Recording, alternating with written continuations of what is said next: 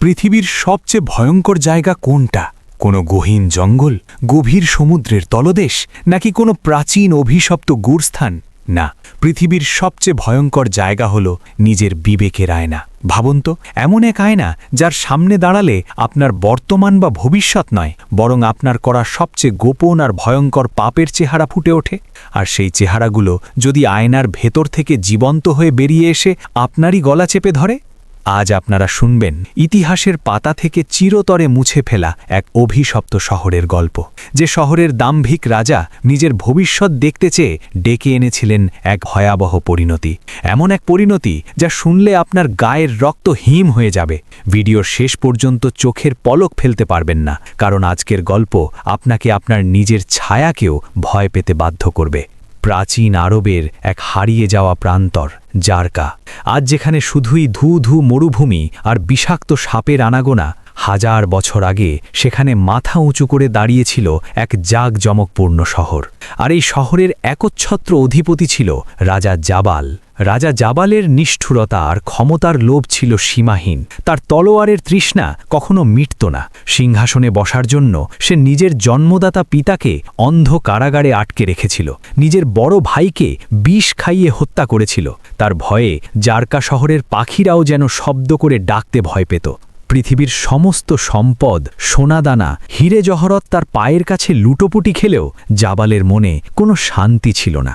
সে রাতে ঘুমাতে পারত না। তার কেবলই মনে হতো কেউ হয়তো অন্ধকারের ভেতর থেকে খঞ্জর হাতে এগিয়ে আসছে। তার মনে হতো এই বুঝি কেউ তার সিংহাসন কেড়ে নিল। সে চাইত সময়কে জয় করতে। সে চাইত তার আগামী 100 বছরের ভবিষ্যৎ দেখতে, যাতে কেউ কোনোদিন কোনো চক্রান্ত করে তাকে হারাতে না পারে। একদিন রাজার গুপ্তচরেরা এক অদ্ভুত খবর নিয়ে এলো। তারা জানালো জারকা শহর থেকে বহু যোজন দূরে মৃত্যু উপত্যকা খ্যাত এক ধূসর মরুভূমির বুকে বাস করে এক রহস্যময় অন্ধ কারিগর। নাম তার ইদ্রিস। লোকমুখে শোনা যায় ইদ্রিস সাধারণ কোনো কাঁচের কারিগর নয়। সে মরুভূমির বালি আর রাতের চাঁদের আলো মিশিয়ে এমন এক জাদুর আয়না তৈরি করতে পারে যা মানুষের আত্মাকে আয়নার ভেতর বন্দি করে ফেলে। কেউ কেউ বলে ইদ্রিসের কোনো চোখ নেই ঠিকই, কিন্তু সে এমন কিছু দেখতে পায় যা দৃষ্টিশক্তি সম্পন্ন কোনো মানুষ কোনোদিন দেখতে পায় না। খবর পাওয়া মাত্রই রাজা জাবালের চোখ লোভে চকচক করে উঠল। সে তার সবচেয়ে নিষ্ঠুর সেনাপতি আর একদল সশস্ত্র সৈন্যকে পাঠালো সেই মৃত্যু উপত্যকায়। নির্দেশ দিল, যেভাবেই হোক সেই অন্ধ ইদ্রিসকে শেকল পরিয়ে আমার দরবারে হাজির করো। 7 দিন 7 রাত তপ্ত বালুর ওপর দিয়ে দুর্গম পথ পাড়ি দেওয়ার পর সৈন্যরা পৌঁছালো ইদ্রিসের আস্তানায়। জায়গাটা কোনো সাধারণ ঘর ছিল না। পাহাড়ের গায়ে খোদাই করা এক বিশাল গুহা, যার চারপাশ শত শত অদ্ভুত আকৃতির কাঁচ দিয়ে ঘেরা।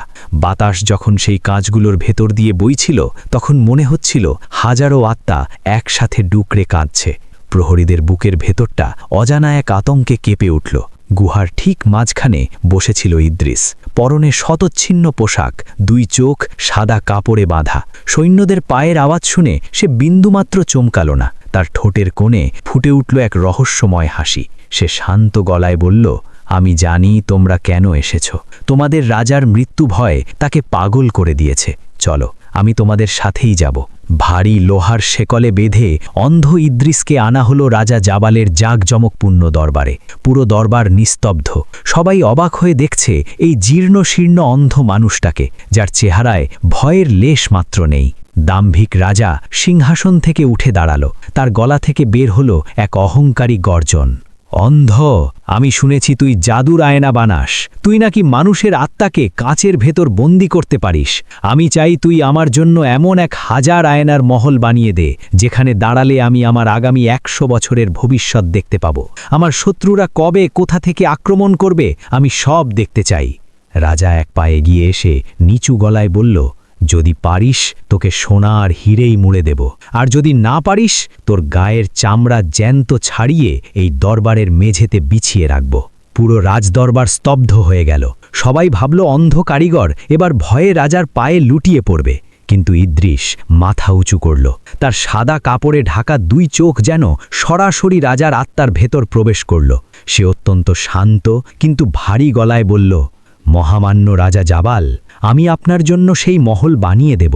এমন এক মহল আমি বানাবো যা পৃথিবীর বুকে কেউ কোনোদিন দেখেনি। ইদ্রিস একটু থামল। তারপর বলল, কিন্তু মনে রাখবেন রাজা, আয়না কখনো মিথ্যে বলে না। আপনি আয়নার কাছে ভবিষ্যৎ দেখতে চাইছেন ঠিকই, কিন্তু সেই মহলে প্রবেশের পর আপনি যা দেখবেন তার দায়ভার শুধুমাত্র আপনার। আয়না আপনাকে তাই দেখাবে যা আপনার দেখার সবচেয়ে বেশি প্রয়োজন, যা আপনি দেখতে চান তা নয়। রাজা জাবাল অট্টহাসিতে ফেটে পড়ল। আমার দায়ভার আমাকে নিতে হবে না অন্ধ, তুই তোর কাজ শুরু কর। শুরু হলো নির্মাণ কাজ। রাজার বিশাল প্রাসাদের পেছনের অংশে এক দুর্ভেদ্য দেওয়াল তুলে শুরু হলো এই রহস্যময় মহলে। দিন নেই রাত নেই, ইদ্রিস একা একা কাজ করতে লাগলো। সে কাউকে তার কাজে সাহায্য করতে দিত না। গভীর রাতে প্রহরীরা শুনতে পেত ইদ্রিস আগুনের চুল্লির সামনে বসে কাঁচ গলাচ্ছে আর অদ্ভুত ভাষায় কাদের সাথে যেন ফিসফিস করে কথা বলছে। মাঝে মাঝে মনে হতো চুল্লির আগুনের ভেতর থেকে মানুষের কান্নার আওয়াজ ভেসে আসছে। প্রহরীরা ভয়ে সেই মহলের ধারে কাছেও যেত না। এভাবেই কেটে গেল ৯৯ দিন। শহরের মানুষের মনে চরম কৌতূহল আর অজানা আতঙ্ক জমতে শুরু করল। কি তৈরি হচ্ছে ওই দেওয়ালের পেছনে? আর একদিন পরই রাজা জাবাল প্রবেশ করবে তার স্বপ্নের মহলে। কিন্তু রাজা জানত না সে আসলে তার স্বপ্নের মহলে নয়, বরং নিজের হাতে তৈরি করা এক জ্যান্ত নরকে প্রবেশ করতে যাচ্ছে। অন্ধ কারিগর ইদ্রিস প্রাসাদের প্রহরীদের জানালো মহলের কাজ শেষ। বিশাল এক কালো পর্দার আড়ালে লুকিয়ে রাখা হয়েছে সেই রহস্যময় হাজার আয়নার মহল। খবর পেয়ে রাজা জাবাল ছুটে এলো। তার চোখে মুখে এক পৈশাচিক আনন্দ আর অসীম ক্ষমতার লোভ। সে আজ তার ভবিষ্যৎ দেখবে। সে আজ জানবে আগামী ১০০ বছরে কে তাকে সিংহাসনচ্যুত করার চক্রান্ত করছে। রাজা তার সেনাপতিকে নির্দেশ দিল পর্দা সরিয়ে ফেলার। বিশাল পর্দাটা মাটিতে লুটিয়ে পড়তেই সবার চোখের সামনে ভেসে উঠল এক অভূতপূর্ব দৃশ্য। কালো পাথরের তৈরি এক বিশাল দরজা, যার গায়ে খোদাই করা অদ্ভুত সব চিহ্ন। দরজার সামনে দাঁড়িয়ে থাকা প্রহরীরা অদ্ভুত এক শীত অনুভব করল। মরুভূমির তপ্ত গরমেও সেই দরজার সামনে থেকে যেন বরফের মতো শীতল হাওয়া ভেসে আসছিল। অন্ধ ইদ্রিস ধীর পায়ে এগিয়ে এলো। সে শান্ত গলায় বলল, মহামান্য রাজা, আপনার হাজার আয়নার মহল প্রস্তুত। ভেতরে আপনার আগামী ১০০ বছরের ভবিষ্যৎ অপেক্ষা করছে। কিন্তু শর্ত একটাই, আপনাকে ভেতরে যেতে হবে সম্পূর্ণ একা। কোনো প্রহরী, কোনো সেনাপতি আপনার সাথে যেতে পারবে না। আর হাতে নিতে পারবেন কেবল একটি মাত্র মশাল। রাজা জাবাল অবজ্ঞার হাসি হাসল। আমি কাউকে ভয় পাই না অন্ধ, আমি এই পৃথিবীর অধিপতি। রাজা প্রহরীর হাত থেকে একটা জ্বলন্ত মশাল ছিনিয়ে নিল। ভারী চামড়ার জুতো পায়ে সে এগিয়ে গেল সেই কালো পাথরের দরজার দিকে। ক্যাচ ক্যাচ শব্দ করে দরজাটা খুলে গেল। ভেতরটা ঘুটঘুটে অন্ধকার। রাজা জাবাল ভেতরে পা রাখল। আর ঠিক তখনই কোনো এক অদৃশ্য হাতের ইশারায় তার পেছনের সেই বিশাল ভারী দরজাটা বিকট শব্দে বন্ধ হয়ে গেল। ধাড়াম! সেই শব্দ মহলের ভেতরে হাজারবার প্রতিধ্বনিত হতে লাগল। রাজা জাবাল মহলের ঠিক মাঝখানে গিয়ে দাঁড়াল। তার হাতের মশালের আলো ধীরে ধীরে চারপাশের অন্ধকার দূর করতে শুরু করল। আর আলো ফুটতেই সে যা দেখল তাতে তার নিঃশ্বাস আটকে গেল। মহলের দেওয়াল, ছাদ, মেঝে সবকিছু আয়না দিয়ে মোড়ানো। নিখুঁত, মসৃণ, স্ফটিকের মতো আয়না। সে যেদিকেই তাকাচ্ছে শুধু নিজেকে দেখতে পাচ্ছে। হাজারটা আয়নায় হাজারটা রাজা জাবালের প্রতিবিম্ব। রাজা জাবাল ২ হাত প্রসারিত করে অট্টহাসিতে ফেটে পড়ল। দারুণ, অসাধারণ! আমি আমাকে দেখছি। কিন্তু অন্ধ ইদ্রিস, তুই তো বলেছিলি আমি আমার ভবিষ্যৎ দেখব। কই আমার ভবিষ্যৎ? রাজা চিৎকার করে উঠল, আমাকে আমার ভবিষ্যৎ দেখাও। হঠাৎ মহলের বাতাস একদম স্থির হয়ে গেল। মশালের লালচে হলুদ আগুনটা দপ করে নীল রং ধারণ করল। মহলের ভেতরের তাপমাত্রা মুহূর্তের মধ্যে হিমাঙ্কের নিচে নেমে গেল। রাজার মুখ থেকে ধোঁয়া বেরোতে শুরু করল। হঠাৎ রাজা খেয়াল করল এক অদ্ভুত পরিবর্তন ঘটছে। রাজা তার ডান হাতটা নিচে নামালো। কিন্তু সামনের আয়নার ভেতরের প্রতিবিম্বটা তার হাত নিচে নামালো না। রাজা আতঙ্কে ২ পা পিছিয়ে গেল। সে দেখল হাজারটা আয়নার কোনো প্রতিবিম্বই তার সাথে নড়াচড়া করছে না। আয়নার ভেতরের জাবালগুলো স্থির দৃষ্টিতে ঘাড় বাঁকা করে তার দিকে তাকিয়ে আছে। তাদের চোখে কোনো পলক পড়ছে না। তাদের ঠোঁটের কোণে এক বিকৃত পৈশাচিক হাসি। রাজার বুকের ভেতরটা ধক করে উঠল। এসব কি? এ কেমন জাদু? সে চিৎকার করে উঠল, জাবাল! একটা ফিসফিস শব্দ। শব্দটা যেন প্রথম আয়নাটা থেকে ভেসে এলো। রাজা শিউরে উঠে সেই আয়নার দিকে তাকালো। আয়নার ভেতরের চেহারাটা এখন আর জাবালের নেই। মশালের নীল আলোয় সেখানে ফুটে উঠেছে এক কঙ্কালসার মানুষের মুখ। মুখ দিয়ে কালো রক্ত ঝরছে। আমাকে চিনতে পারছিস জাবাল? সিংহাসনের লোভে তুই নিজের হাতে বিষ খাইয়েছিলি। আমি তোর বড় ভাই। না না, তুই তো মরে গেছিস। আমি নিজের হাতে তোকে কবর দিয়েছি। জাবাল, আমার রক্তের দাগ এখনো শুকায়নি। এবার দ্বিতীয় আয়না থেকে একটা বুক ফাটা আর্তনাদ ভেসে এলো। সেখানে ফুটে উঠল এক বয়স্ক কৃষকের আধপোড়া চেহারা। তোর প্রাসাদের জন্য জমি ছেড়ে দিইনি বলে তুই আমার চোখের সামনে আমার সন্তানদের আগুনে পুড়িয়ে মেরেছিলিস। জাবাল, তোর বিচার আজ এখানেই হবে। একের পর এক আয়নাগুলো বদলে যেতে লাগল। তৃতীয় আয়নায় ফুটে উঠল অন্ধ কারাগারে তিলে তিলে ধুঁকে মরা তার নিজের জন্মদাতা পিতা। চতুর্থ আয়নায় সেই দাসী যাকে সামান্য ভুলের জন্য প্রাসাদের ছাদ থেকে ফেলে দেওয়া হয়েছিল। পঞ্চম, ষষ্ঠ, সপ্তম, হাজারটা আয়নায় ফুটে উঠল রাজার সারা জীবনের সমস্ত পাপ, সমস্ত খুন, সমস্ত নিষ্ঠুরতার বিভীষিকাময় চেহারা। তারা সবাই একসাথে চিৎকার করে উঠল। হাজারো আত্মার সেই আর্তনাদ আর হাহাকারে মহলের দেওয়ালগুলো যেন কাঁপতে শুরু করল। রাজার মনে হল তার কানের পর্দা ছিঁড়ে রক্ত বেরিয়ে আসবে।